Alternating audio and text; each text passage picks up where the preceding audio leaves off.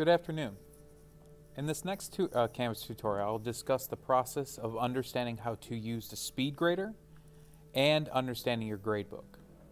Now obviously we're all going to be grading assignments, most likely through Canvas, and the SpeedGrader functionality found within our new LMS is very easy to understand.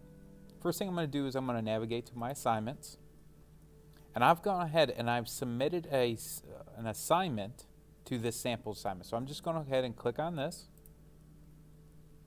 And then I'm going to go to my upper right hand corner and click on SpeedGrader.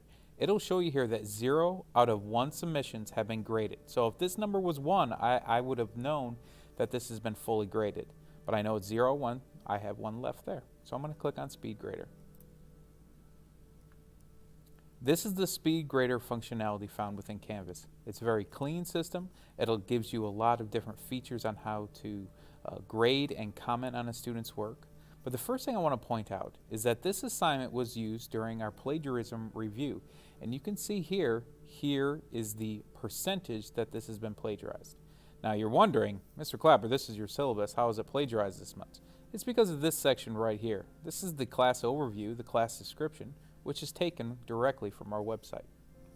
So you can see here I have many different options about how to comment. I can highlight things. I can add my own messages and then type them in.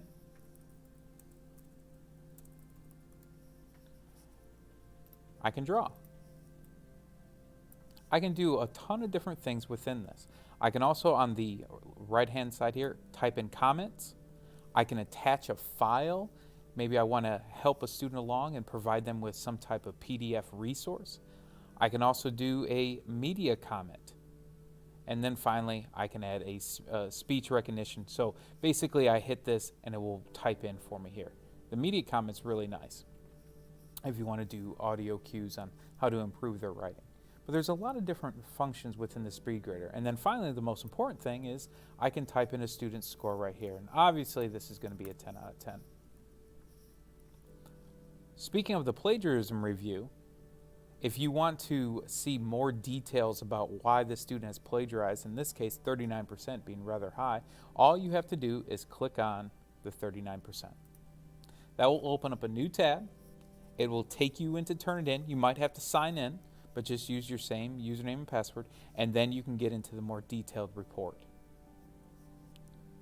And this is something obviously you would use to send to the Honor Council if you found it necessary to report the student for plagiarism. And then I can click on here, and obviously you can see here, Montverde Academy website. That's how you use your SpeedGrader. Now what I'm going to do is I'm going to go back to my gradebook. Now I've gone ahead and entered in a 0 there, or a 10 out of 10, and I'm going to click on grades. This is how we get to our gradebook. Our gradebook is very customizable.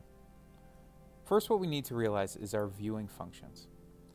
Many of them we can see by assignment groups, modules, and what you'll also note or not notice here is that within filters, you will eventually be able to see the different quarters.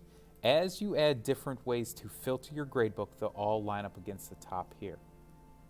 Now, this is a testing course, so it doesn't show you it, but eventually one of the different things that you could see here is quarters, and you can select whatever quarter you're in, and it will filter by that.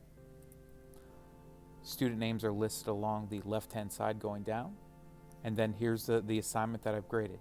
Now you'll notice that the total score is not on here. I actually have to scroll over. But the nice thing within Canvas is that I can move everything around. So the first thing I would do when I got into my gradebook is I would move that total over here to the very beginning. Now this is the total score for this particular quarter. Okay, now this isn't set up by quarters yet, but this is the total score for that particular quarter. Okay. I can also change the width of each column if I want to make them far narrower. I can, when I click on the box, I can type in the score for that student. In this case, the sample assignment, I could change this. I could also label it different things. Late, missing, excused. I can put in comments. Do many different things. Another really nice feature is that over here on the right-hand side, you can see the different percentages for my different assignment groups. So you can tell a student that, oh, you've been doing great in homework, you have 100%, but your test average and your quiz average is far lower. You can see I have another one here, the imported assignments, but that's just from my import over. Again, all these things are fully customizable and I can move them around. I can bring them over here, move them around, changing the column size. It is completely customizable. I can also do, eventually, I can export my grades. Once the quarters are set up, you can look at the different modules here. I can also arrange or filter my gradebooks. Once this has a different section, you'll actually be able to look at your gradebook as all the sections combined or the different sections that exist, and you'll be able to see here at the filter. And you can have multiple things selected. You can see here I have modules. I can just click U.S. History module and it'll just show the assignments in U.S. History. I can, in the assignment groups, I can just see homework grades. And then, like I said, you'll be able to see different sections you'll be able to populate using the View button, and you'll be able to organize it by quarter. So there's tons of options, and also the search menu. That's all you have to do for using your gradebook. Now, the assignment for this is what I would like for everyone to do is go ahead and move their total column within one of their live classes, if it's available, move it over to the very beginning. That's going to make your life a lot easier when you're exporting grades.